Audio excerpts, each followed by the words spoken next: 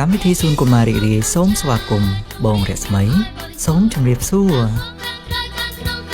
បាទបងប្អូនបងសូមផ្ញើក្តីនៅរលឹកពីចម្ងាយដល់បងប្អូនកុមារក៏ដូចជាលោកគ្រូអ្នកគ្រូអ៊ំពូមីងនិងបងប្អូនទាំងអស់គ្នានៅក្នុងព្រះរាជាណាចក្រកម្ពុជាទាំងអស់គ្រប់ទាំង25ខេត្តក្រុងតើបងប្អូនកុមារសុខសប្បាយជាទេបងសង្ឃឹមថាបងប្អូនពិតជាសុខសប្បាយគ្រប់គ្នាបាទហើយបងពិតជាសប្បាយចិត្តណាស់ដែលបានមកជួបបងប្អូនសាជាថ្មីម្ដងទៀតនៅថ្ងៃនេះបាទបងប្អូនតែចាំរឿងរបស់យើងកាលពីលើកមុនអត់រឿងរបស់យើងលើកមុនគឺមានចំណងជើងថាយើងបានឃើញទ្រង់ចំណែកឯរឿងនៅថ្ងៃនេះវិញគឺមានចំណងជើងថាសម្រាប់ក្មេងប្រុសតូចទាំងអស់បងប្អូននៅក្នុងវាំងក្រុងយេរូសាឡឹមស្ដេចហេរ៉ូតកំពុងរងចាំពួកហោរាត្រឡប់មកប្រាប់ដំណឹងដល់ទ្រង់យ៉ាងអន្ទះសារស្ដេចហេរ៉ូតបានជួបពួកហោរាជាច្រើនថ្ងៃមកហើយឥឡូវនេះដល់ពេលដែលពួកគេត្រូវត្រឡប់មកវិញហើយរយៈពេល 2-3 ថ្ងៃនេះហាក់ដូចជាមួយឆ្នាំអញ្ចឹងសម្រាប់ស្ដេចហេរ៉ូតទ្រង់និយាយទៅកាន់ខ្លួនឯងថា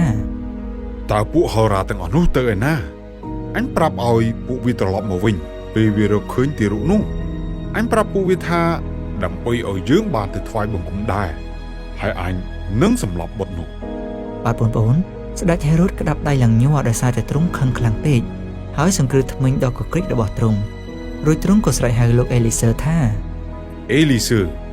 ចូលឯងទៅតែងខ្លួនជាអ្នកសំទានហើយដើរចូលទៅក្នុងទៀមស្រានិងផ្សារហើយស្ដាប់មើលត្រូវយកចិត្តទុកដាក់នឹងដំណឹងរបស់ពួកអ្នកដំណើរបរទេសហើយត្រឡប់មកប្រាប់អញភ្លាមបើឯងបានឮពីដំណឹងរបស់កូនតូចដែលគេហៅជាស្ដេចនិសាសយូដានោះទៅឲ្យលឿនឡើងហើយឆាប់ត្រឡប់មកប្រាប់អញវិញក្រាបទូលព្រះអង្គបាទដូច្នេះលោកអេលីសឺក៏ក្លែងខ្លួនជាអ្នកសំទានហើយធ្វើដំណើរចេញទៅយ៉ាងយូរហេរ៉ូតអន្ទែងស្រែកឡូឡាមិនយូរប៉ុន្មានអេលីសឺក៏ត្រឡប់មកវិញអេលីសឺឆ្លើយទាំងញ័រដៃថាក្រាបទូលព្រះអង្គពួកគេត្រឡប់ទៅផ្ទះវិញអស់ហើយទៅអស់ហើយឬក្រាបទូលព្រះអង្គពួកគេស្នាក់នៅបេតលេហឹមមិនយូរទេហើយពួកគេមិនធ្វើដំណើរឆ្លងកាត់យេរូសាឡឹមទេទូលបង្គំបានលើមនុស្សម្នាក់មកពីបេតលេហឹមនិយាយថាពួកគេធ្វើដំណើរចាក់ចេញទៅយ៉ាងររាន់បាទបងប្អូនហេរ៉ូតខឹងខ្លាំងណាស់ទ្រង់ក៏ស្រែកឡើងថាទៅហៅមេទាហានចាំទ្វារមកយើងភ្លាមបាទបងប្អូន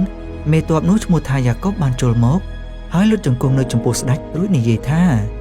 ក្រទូលព្រះអង្គទ្រង់ចង់ជួបនឹងទូលបង្គំឬអូអាមេទ័ពទៅបញ្ជាកូនចៅរបស់ឯងឲ្យទៅបេតលេហឹមហើយសម្លាប់គ្រប់ក្មេងប្រុសទាំងអស់ដែលមានអាយុក្រោម2ឆ្នាំមេទ័ពនោះក៏ក្រោកឡើងហើយនិយាយទៀតថាអត់ទេព្រះអង្គអត់ទេឯងមិនអាចប្រឆាំងបានទេត្រូវសម្លាប់ទាំងអស់ឬទេបើឯងភ្លេចមួយណាឯងត្រូវស្លាប់ជំនួសក្មេងនោះជាមិនខានបាទបងប្អូនមេទ័ពនោះមានអារម្មណ៍មិនស្រួលសោះព្រោះមិត្តភ័ក្តិរបស់គាត់ជាច្រើនមានកូនប្រុសតូចៗដែរពិតជាគួរឲ្យវេទនាណាស់បងប្អូនម្ដាយនឹងយំឪពុកនឹងយំបងប្រុសបងស្រីនឹងយំជីដូនជីតានឹងយំរីឯពូមីងនិងបងប្អូននឹងយំសោកបេតលេហឹមនឹងក្លាយទៅជាទីក្រុងដ៏ទុក្ខសោកប៉ុន្តែស្ដេចកំណាចនៅវាំងយេរូសាឡឹមបែរជាសប្បាយចិត្តទៅវិញនៅពេលដែលទ្រង់គិតថាបានកំចាត់ព្រះបុត្រស្ដេចនៃសាសយូដាហើយប៉ុន្តែបងប្អូនមានទារកម្នាក់ដែលពួកគេមិនបានរកឃើញនោះទេទ្រង់បានចេញទៅហើយគ្មាននរណាម្នាក់ដឹងថាទ្រង់នៅឯណានោះទេប៉ុន្តែបងប្អូនទាំងអស់គ្នាដឹងហើយមែនទេឥឡូវនេះព្រះបុត្រយេស៊ូវគឺនៅស្រុកអេស៊ីបទ្រង់បានចាក់ចេញទៅតាំងពីពាក់កណ្ដាលអាត្រៀតគ្មាននរណាម្នាក់ដឹងថាទ្រង់ទៅនោះទេគ្មាននរណាដឹងថាទ្រង់កំពុងធ្វើដំណើរនោះដែរហើយក៏គ្មាននរណាម្នាក់ភ្ញាក់ពីដំណេកនៅម៉ោងនោះមកលបមើលឬឮសំឡេងពួកគេនោះទេនេះគឺជាការសម្ងាត់ខ្លាំងណាស់នៅពេលបុត្រតូចធ្វើដំណើរបាទពេលនេះទ្រង់មានសុវត្ថិភាពហើយរស់នៅក្នុងផ្ទះថ្មីនៅអេស៊ីបទ្រង់រីកចម្រើនលូតលាស់បានយ៉ាងល្អស្ដេចកំណាចហេរ៉ូតមិនសប្បាយចិត្តជាយូរមកហើយទ្រង់ចាប់ផ្ដើមគិតដល់កូនរបស់ទ្រង់ដែលទ្រង់មានកូនប្រុសជាច្រើននិងស្រីកំណាន់ជាច្រើនអ្នកទៀតអាទីផាធើជាកូនប្រុសរបស់ទ្រង់ចង់ដណ្ដើមបល្ល័ង្ករបស់ទ្រង់ដូច្នេះទ្រង់បានសម្លាប់កូននោះទៅតាមពិតទ្រង់អាចរស់នៅបានតែ 2-3 ថ្ងៃទៀតប៉ុណ្ណោះប៉ុន្តែទ្រង់មិនបានដឹងទេហើយក៏គ្មាននរណាម្នាក់ដឹងដែរនៅពេលដែលពេជ្ជឃាតរាយការណ៍ថាអាទីផាធើបានស្លាប់ហើយទ្រង់ដកដង្ហើមធំដើម្បីឲ្យធូរស្បើយហើយមាត់របស់ទ្រង់ទំពានំវិញប៉ុន្តែសេចក្តីរីករាយរបស់ទ្រង់មិននៅយូរទេទ្រង់យំសោកនឹកដល់នាងម៉ារីអាណេប្រពន្ធសំណប់របស់ទ្រង់ដែលទ្រង់បានសម្លាប់នាងនិងកូនប្រុសរបស់នាងចោលជាច្រើនឆ្នាំកន្លងមកហើយ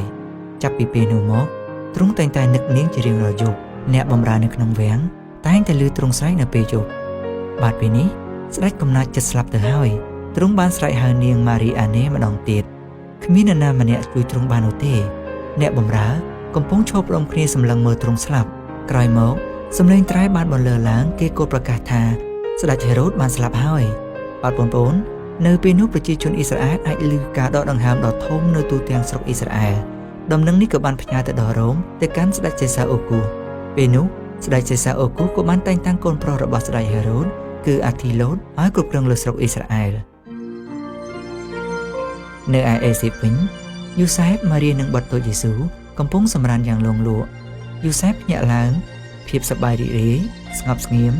សន្តិភាពហាក់ដូចជាកំពុងឡោមព័ទ្ធគាត់នៅលើគ្រែបាទពេលនោះទេវតាបានមកប្រាប់គាត់ថាយូសែបអ្នកដែលចង់សម្លាប់បុត្រតូចនោះស្លាប់អស់ហើយពេលនេះអ្នកអាចនាំបុត្រតូចទៅផ្ទះនៅអ៊ីស្រាអែលវិញបានហើយទេវតាស្រស់ស្អាតហើយរួសរាយរាក់ទាក់ទៀតនេះជាលើកទី3ហើយដែលទេវតានិយាយមកកាន់ខ្ញុំហើយនេះជាដំណឹងល្អមែនទែន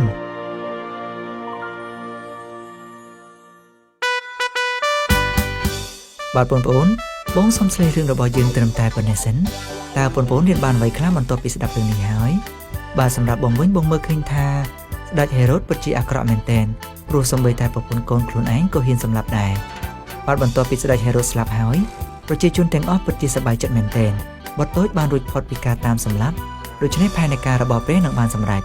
បាទពេលនេះពីកម្មវិធីរបស់យើងក៏មានសំណួរមួយសួរទៅកាន់បងប្អូនដើម្បីឆ្លើយយករង្វាន់សំណួរសួរថាតើហេតុអ្វីបានជាស្ដេចហេរ៉ូតបញ្ជាឲ្យសម្លាប់ក្មេងប្រុសក្រោមអាយុ2ឆ្នាំទាំងអស់នៅភូមិបេត្លេហឹមបងសំអានសំណួរនេះម្ដងទៀតតើហេតុអ្វីបានជាស្ដេចហេរ៉ូតបញ្ជាឲ្យសម្លាប់ក្មេងប្រុសក្រោម2ឆ្នាំទាំងអស់នៅភូមិបេត្លេហឹមសូមបងប្អូនឆ្លើយសំណួរនេះហើយផ្ញើចម្លើយរបស់បងប្អូនមកកាន់កម្មវិធីសួនកុមាររីករាយឬក៏អាចទូរស័ព្ទមកកាន់លេខ012 82 90 57ឬក៏លេខ010 82 90 57ឬអាចតាក់ទងតាមរយៈ Facebook Page កម្មវិធីសួនកុមាររីករាយនោះពួកបងនឹងរងចាំជានិច្ចបាទហើយប្រសិនបើអស់លោកអ្នកមានបំណងចិត្តចង់ចូលរួមដាក់ដង្វាយសម្រាប់ម៉ោងចាក់ផ្សាយកម្មវិធីសួនកុមាររីករាយឬសម្រាប់ការបោះពុម្ពសៀវភៅដំណឹងល្អឬមួយទៀតសម្រាប់ពន្ធកិច្ចកុមារនៅក្នុងអង្គការសកលកម្ពុជាលោកអ្នកអាចតាក់ទងមកក្រុមការងាររបស់យើងសាច់រឿងខាងលើប្រែសម្រួលពីពន្ធកិច្ច Mrs G កម្មវិធីនេះផលិតដោយអង្គការសកលកម្ពុជាពេលនេះបងរស្មីសូមជម្រាបលាសូមព្រះប្រទានពរ